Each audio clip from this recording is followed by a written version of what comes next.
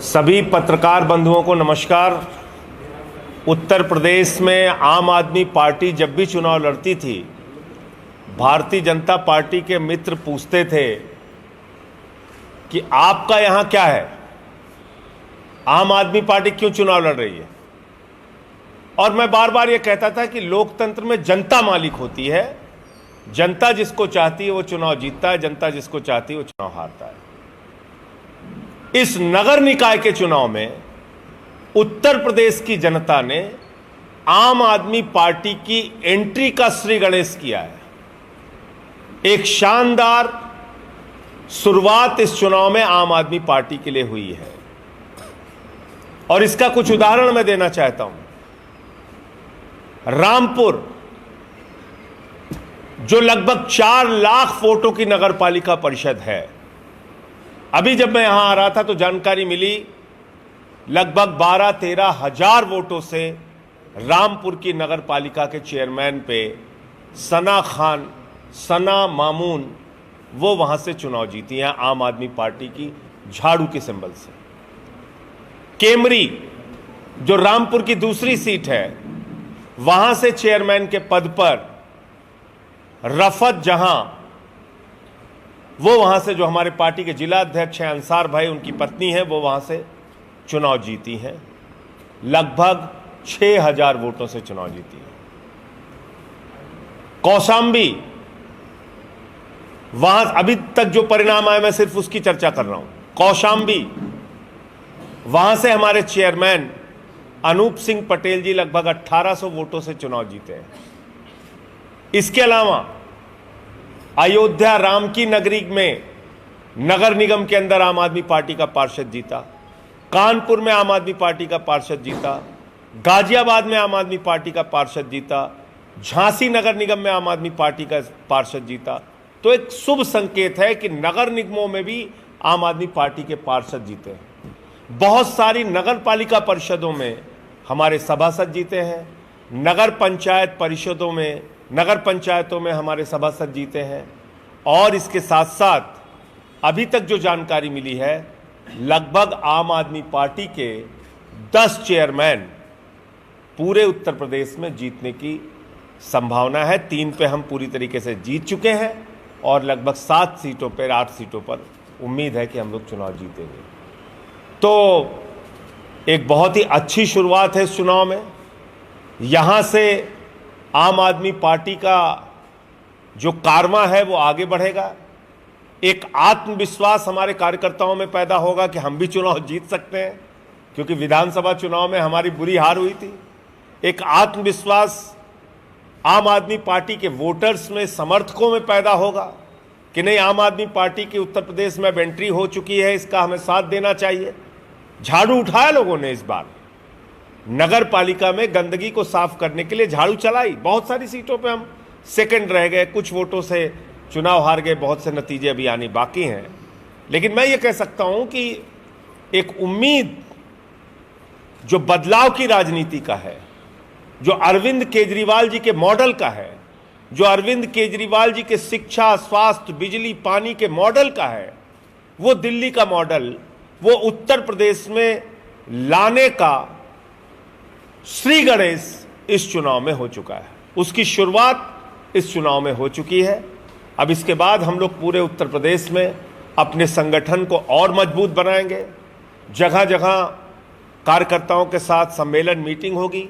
जो लोग हमारे चुनाव जीते हैं, दिल्ली के मुख्यमंत्री अरविंद केजरीवाल जी से समय लेके शीघ्र ही उन लोगों के साथ, वो हमारे चेयरमैन, पार्षद, सभासद जितने भी हैं, उनके साथ केजरीवाल जी की एक बैठक आयोजित की जाएगी, जिसमें वो अपने दिशा निर्देश जारी करेंगे कि कैसे आगे काम करना है।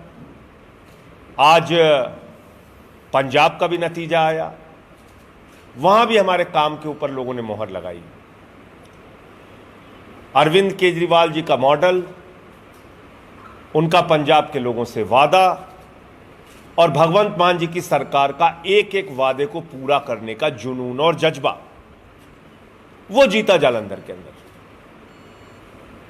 आज सोचिए, जो फ्री बिजली का मॉडल है, फ्री शिक्षा का मॉडल है, मोहल्ला क्लिनिक का मॉडल है, नौकरियां देने का जो मॉडल है, रोजगार देने का जो मॉडल है, ये पंजाब में बहुत तेजी के साथ बढ़ रहा है। और जालंधर का रिजल्ट ये इस बात का सबूत है कि आम आदमी पार्टी के पक्ष में, भगवंत मान जी की सरकार के पक्ष में लोगों ने आज खुलकर अपना वोट दिया, समर्थन दिया। इसके साथ साथ कर्नाटक में जो कुछ हुआ उससे भारतीय जनता पार्टी को सबक लेना चाहिए, प्रधानमंत्री जी को सबक लेना चाहिए कि प्रधानमंत्री जी, नफरत की दुकान बहुत लंबे दिन तक नहीं चलाई जा सकती। लोगों को रोजगार चाहिए, उनको अच्छी शिक्षा चाहिए, उनको महंगाई से निजात चाहिए, उनको अच्छे अस्पताल चाहिए, उनकी जिंदगी में बदलाव चाहते हैं लोग।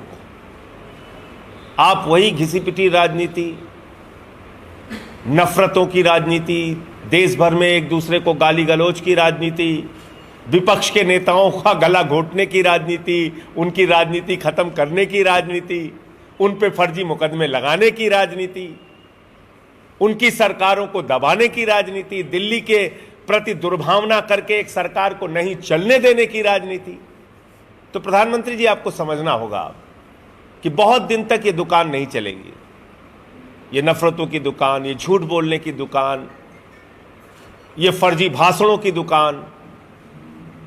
फर्जी भाषणों से कब तक आप इस देश को चलाएंगे? ना आपने रोजगार दिया, ना आपने शिक्षा दी, ना आपने स्वास्थ्य दिया।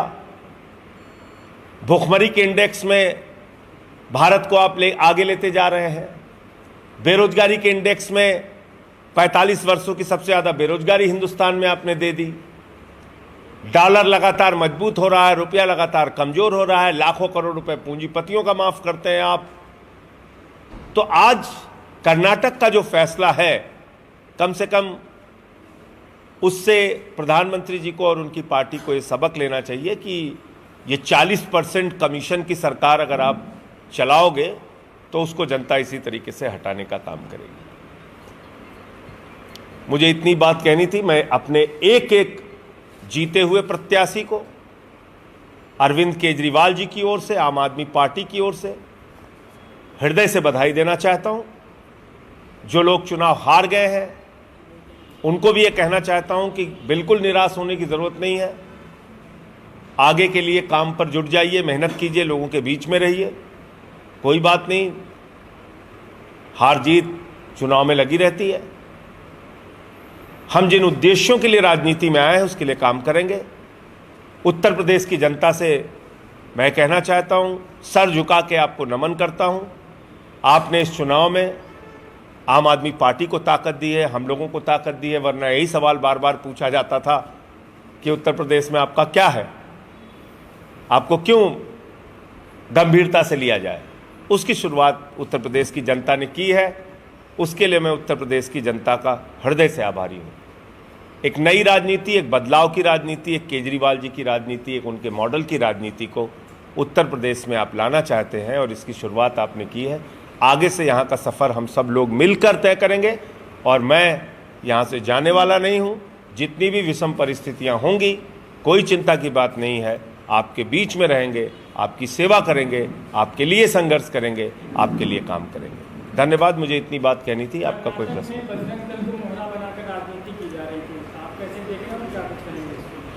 देखिए, पहली बात तो ये समझना चाहिए हमें कि किसी भी दल या संस्था की तुलना ईश्वर से नहीं हो सकती, भगवान से नहीं हो सकती।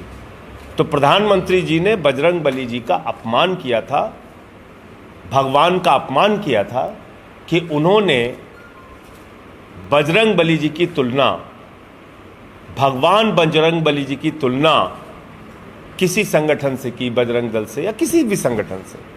तो ये बात बीजेपी वालों को समझना चाहिए कि आप एक इंसान हो सकते हो, एक दल हो सकते हो सकता है आपकी सीटें आती हों, आपकी राजनीति में बड़ी पैठ हो, लेकिन आप भगवान के समान थोड़ी हो गए। कोई अपना नाम लिख ले राम कुमार और तमाम गुनाह कर ले तो उसकी तुलना भगवान राम से हो जाएगी?